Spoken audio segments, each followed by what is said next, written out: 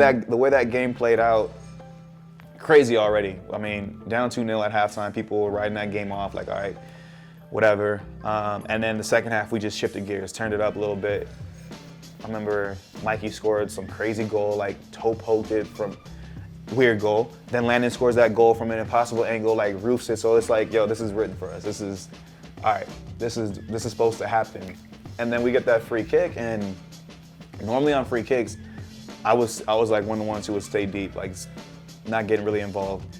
And then as I see Landon going to approach the ball, the dude who's kind of like marking me, or just, I guess he was marking me, he wasn't really doing much.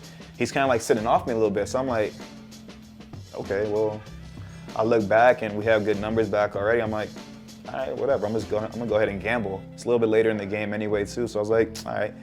And so I just kind of like just casually started moving in the box as Landon's approaching the ball.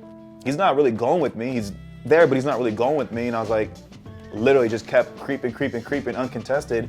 The ball comes in and it's just me there. I think he's like maybe next to me a little bit, but I'm free enough.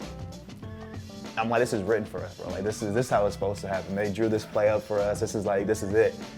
Left foot, boom, goal. I'm like, yo, this is it. It takes me back to when I was like 4 or 5 years old, and my mom and my brother were in the stands. So I'm blacked out at this point. I don't even know what my celebration was gonna be, but I'm like, I gotta get over to that area and we're gonna figure something out, because I know they're up there somewhere. My mom's wild, so I already know she was in the stands going crazy.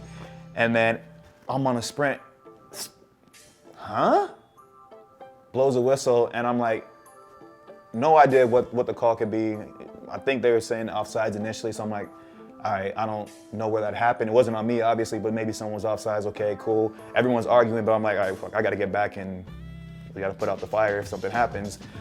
Then after the game, everyone's, surrounding the ref. We're all surrounding the ref like, yo, what was the call? Like, what happened? He's not really saying much at all. So we're kind of like in the dark. We go back and we're like watching videos and we're seeing all the different posts of what it looked like. And if anything, like you said, there should have been about 4 or 5 fouls against them on our players.